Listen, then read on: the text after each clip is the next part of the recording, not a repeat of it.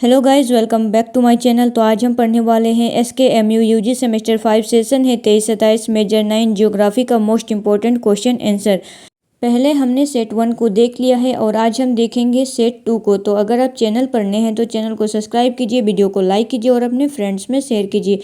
साथ ही हमारे Telegram channel and WhatsApp channel को भी ज्वाइन कीजिए, क्योंकि आपको इसका PDF टेलीग्राम चैनल पर ही मिलेगा और टेलीग्राम चैनल का लिंक आपको इस वीडियो के डिस्क्रिप्शन बॉक्स में मिलेगा।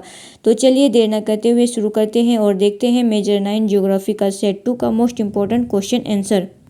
आज हम देखेंगे SKMU सेमेस्टर 5 23-27 के स्टूडेंट के लिए मेजर 9 ज्योग्राफी का सेट 2। तो पहले हम देखेंगे very short answer type question, जो कि है 1 मार्क्स का। क्वेश्चन नंबर 1 है, अर्थव्यवस्था की स्थानिक संरचना से क्या समझते हैं? What do you understand by special structure of economy? अर्थव्यवस्था की विभिन्न गतिविधियों जैसे कि कृषि, उद्योग, व्यापार और सेवाओं का अलग अलग स्थानों एवं क्षेत्रों में वितरण और संगठन अर्थव्यवस्था की स्थानिक संरचना कहलाता है। अर्थव्यवस्था की विभिन्न गतिविधियों जैसे कि कृषि, उद्योग, व्यापार और सेवाओं का अलग अलग स्थानों एवं क्षेत्रों में वितरण का संगठन अर्थव्यवस्था की स्थानिक संरचना कहलाता है। क्वेश्चन नंबर 2 है, जल कृषि क्या है? What is aquaculture? तालाब, नदी, झील तथा अन्य जल क्षेत्रों में मछली, झींगा तथा अन्य जलीय जीवों का वैज्ञानिक तरीके से पालन और उत्पादन जल कृषि कहलाता है। तालाब, नदी, झील या अन्य जल क्षेत्रों में मछली, झींगा तथा अन्य जलीय जीवों का वैज्ञानिक तरीके से पालन और उत्पादन जल कृषि कहलाता है। क्वेश्चन नंबर 3 है, विनिर्माण क्या है? What is manufacturing? कच्चे माल को श्रम, मशीन और तकनीक की सहायता से उपयोगी एवं तैयार वस्तुओं में बदलने की प्रक्रिया को क्या कहते हैं? विनिर्माण कहते हैं। कच्चे माल को श्रम, मशीन और तकनीक की सहायता से उपयोगी एवं तैयार वस्तुओं में बदलने की प्रक्रिया को क्या कहते हैं? विनिर्माण कहते हैं। क्वेश्चन नंबर 4 है, पाइपलाइन परिवहन क्या है? पाइपलाइन परिवहन क्या है? What is pipeline transport? What is pipeline transport? पाइपों के माध्यम से पेट्रोलियम, प्राकृतिक गैस, पानी तथा अन्य जल पदार्थों को एक स्थान से दूसरे स्थान पर पहुंचाने की व्यवस्था को पाइपलाइन परिवहन कहते हैं। पाइपों के माध्यम से पेट्रोल, प्राकृतिक गैस, जल तथा अन्य तरल पदार्थों को एक स्थान से दूसरे स्थान पर पहुंचाने की जो व्यवस्था होती है उसे पाइपलाइन परिवहन कहते हैं। क्वेश्चन नंबर 5 है, सतत विकास क्या है? What is sustainable development? What is sustainable development? वर्तमान पीढ़ी की आवश्यकताओं को पूरा करते हुए भविष्य की पीढ़ियों की आवश्यकताओं और संसाधनों को सुरक्षित रखने वाला विकास सतत विकास कहलाता है।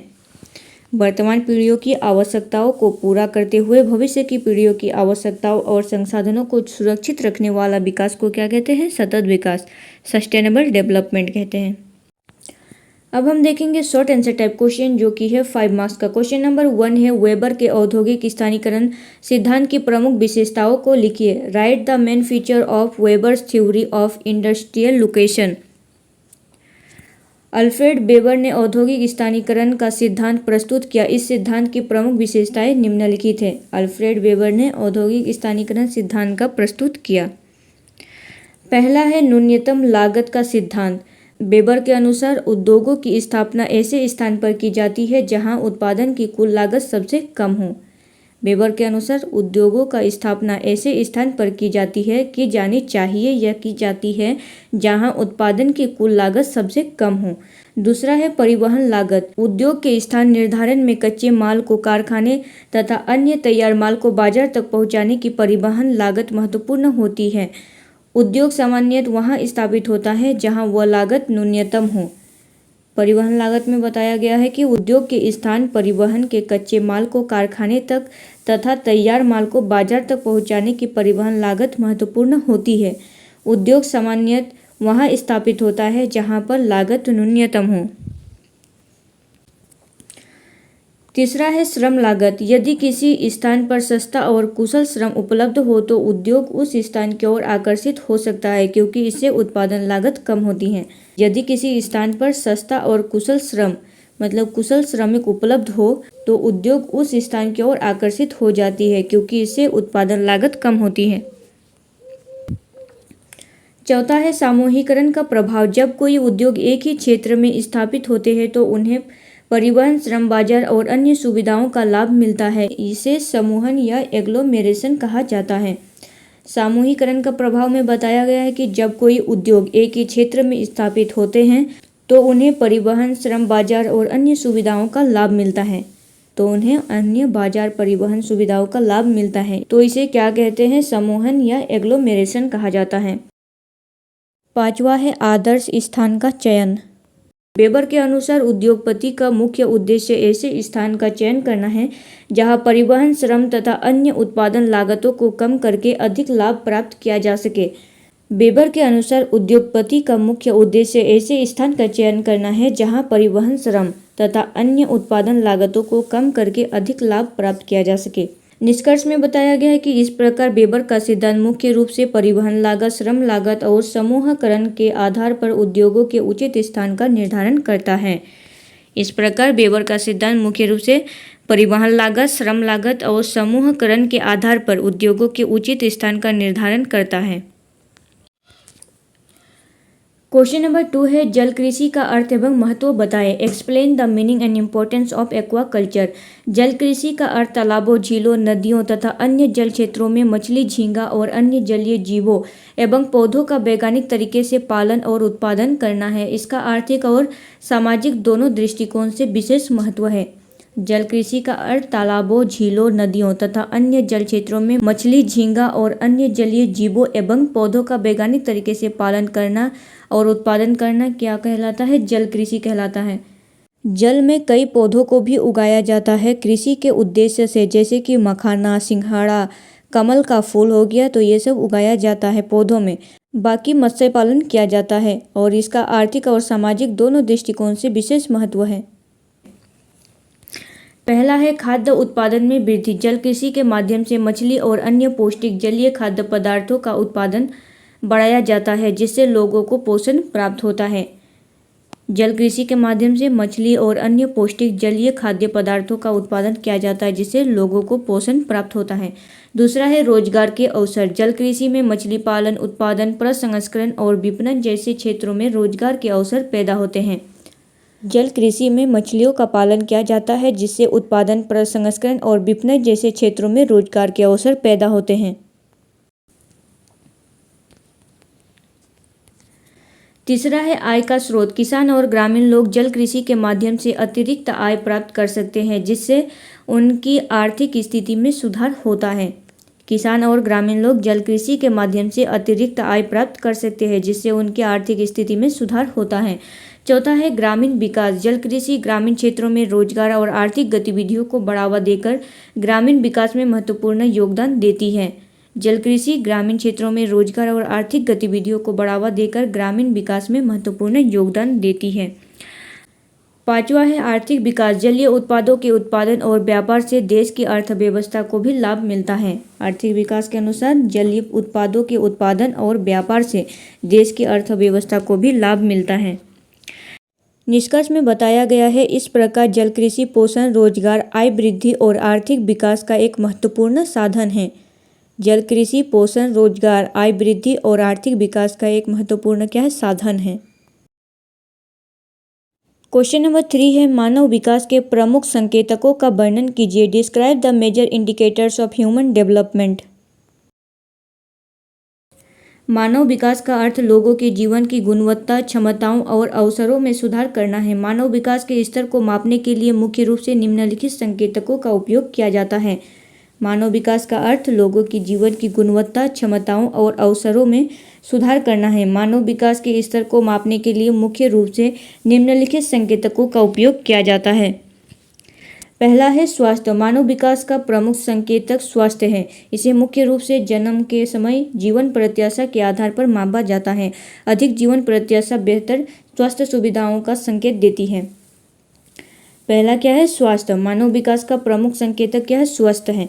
इसे मुख्य रूप से जन्म के समय जीवन प्रत्याशा के आधार पर मापा जाता है। अधिक जीवन प्रत्याशा बेहतर स्वास्थ्य सुविधाओं का संकेत देती है। दूसरा है शिक्षा। शिक्षा मानव विकास का महत्वपूर्ण आधार है। इसे स्कूली शिक्षा के वर्षों, अपेक्षित स्कूली शिक्षा और साक्षरता जैसे मापदंडों से समझा जाता है। शिक्षा क्या है? शिक्षा मानव विकास का एक महत्वपूर्ण आधार है। इसे स्कूली शिक्षा के वर्षों, अपेक्षित स्कूली शिक्षा और साक्षरता जैसे मापदंडों से समझा जाता है। तीसरा है आय और जीवन स्तर। लोगों की आर्थिक स्थिति और जीवन स्तर भी मानव विकास का महत्वपूर्ण संकेतक है। इसे सामान्य प्रति व्यक्ति आय जैसे आर्थिक मापदंडों से आंका जाता है। लोगों की आर्थिक स्थिति और जीवन स्तर भी मानव विकास का एक महत्वपूर्ण संकेतक है। इसे सामान्य प्रति व्यक्ति आय जैसे आर्थिक मापदंडों से आंका जाता है। चौथा है जीवन की गुणवत्ता। बेहतर आवास, भोजन, स्वच्छ जल, स्वच्छता और अन्य मूलभूत सुविधाओं की उपलब्धता भी मानव विकास को दर्शाती है। बेहतर आवास, भोजन, स्वच्छ जल, स्वच्छता और अन्य मूलभूत सुविधाओं की उपलब्धता मानव विकास को दर्शाती है। निष्कर्ष, इस प्रकार स्वास्थ्य, शिक्षा और आय मानव विकास के 3 प्रमुख आधार हैं जिनके माध्यम से किसी देश या क्षेत्र के लोगों के जीवन स्तर और विकास का आकलन किया जाता है। मानव विकास के 3 प्रमुख आधार कौन कौन से हैं? शिक्षा, स्वास्थ्य और आय। शिक्षा, स्वास्थ्य और आय मानव विकास के 3 प्रमुख आधार हैं जिसके माध्यम से किसी देश या क्षेत्र के लोगों के जीवन स्तर और विकास का आकलन किया जाता है। अब हम देखेंगे लॉन्ग आंसर टाइप क्वेश्चन जो कि है 15 मार्क्स का। क्वेश्चन नंबर 1 है अर्थव्यवस्था की स्थानिक संरचना की अवधारणा एवं प्रमुख विशेषताओं की व्याख्या कीजिए। अर्थव्यवस्था की स्थानिक संरचना की अवधारणा क्या है एवं इसकी प्रमुख विशेषताओं का व्याख्या करना है। Explain the concept and main characteristic of special structure of economy.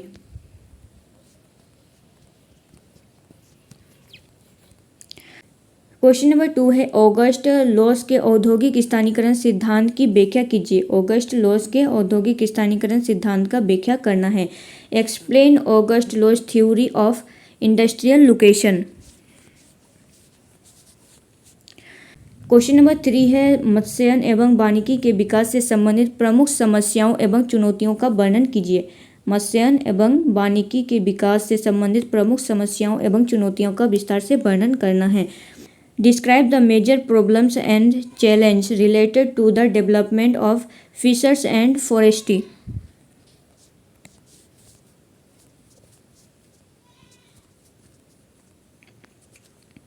Question number 4 है विशेष आर्थिक क्षेत्र सेज की अवधारणा, उद्देश्य एवं आर्थिक महत्व की व्याख्या कीजिए। विशेष आर्थिक क्षेत्र की अवधारणा, उद्देश्य एवं आर्थिक महत्व क्या है, व्याख्या करना है। Explain the concept, objective and economic importance of special economic zones.